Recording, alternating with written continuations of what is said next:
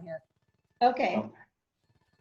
Well, welcome to the Shih Tzu of Minnesota Rescue Virtual Reunion. And today we have Kathy and Gary Diamond, who I'm just so excited to talk to because they've been connected to this rescue for a long time. And they have Scarlett, which we know Scarlett's not going to stay so nice and calm and peaceful sitting there for very long.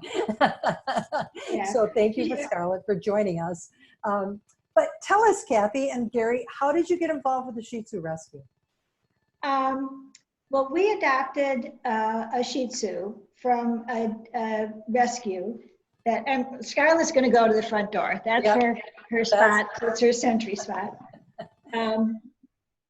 Back in 2006. So this was before Shih Tzu rescued Minnesota. But the rescue that we adopted her from was a regional rescue that included Minnesota.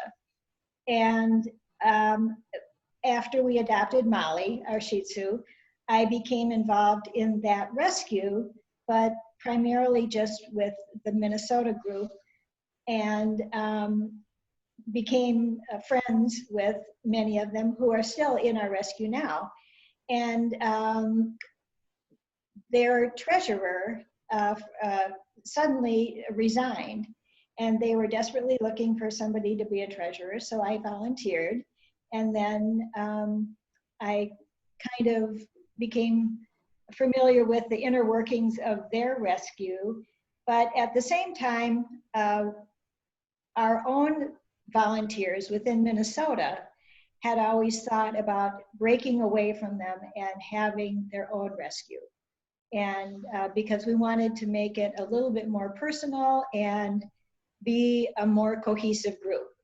So that's what we did in 2007, and we've been the same group since then. And many of the original founding members are still with our group now, although we've expanded and contracted, and people come and go for various reasons, but we still have that same core group that is with us today. Yeah.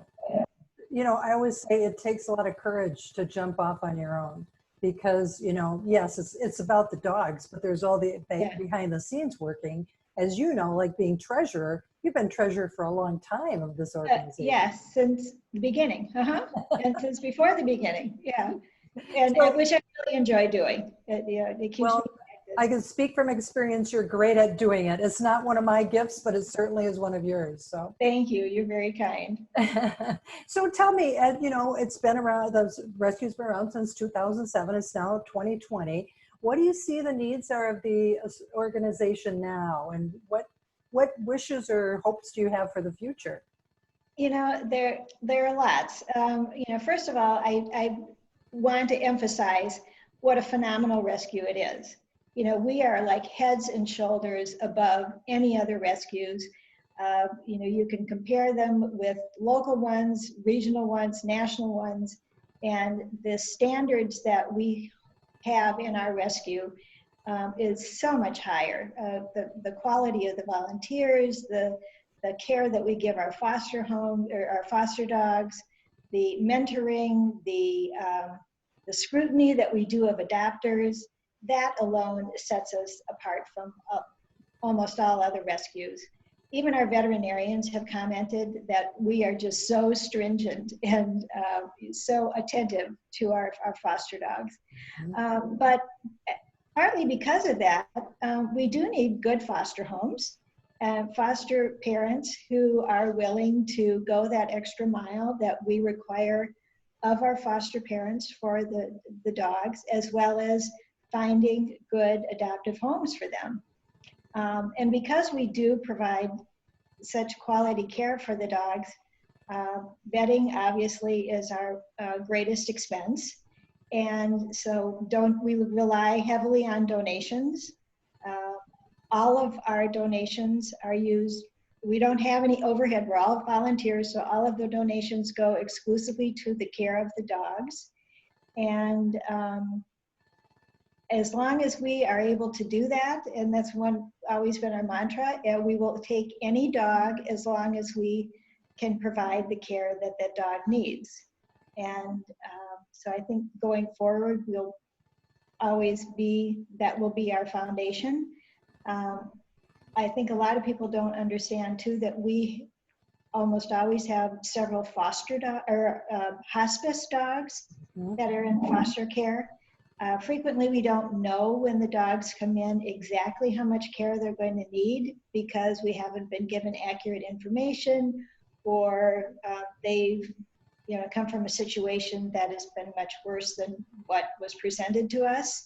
And it ends up that we know that that dog will never be adopted. So we keep that dog in our foster homes for the rest of its life. So we've made that commitment to the dog, and maybe the dog will live a year. We've had some hospice dogs that have lived over 3 years. So in addition to just having foster dogs that we know are adoptable and we will be able to find homes for them, we also have several dogs that we are caring for and giving them a loving home, for the rest of their remaining years. And so I guess bottom line, my plea is to everyone that to please understand that all of our expenses are great, and that we don't frivolously spend money, but caring for dogs is expensive. And so we really, truly are very grateful for any donations that come in. Oh my goodness, you make me teary thinking about those hospice dogs, and it is so true.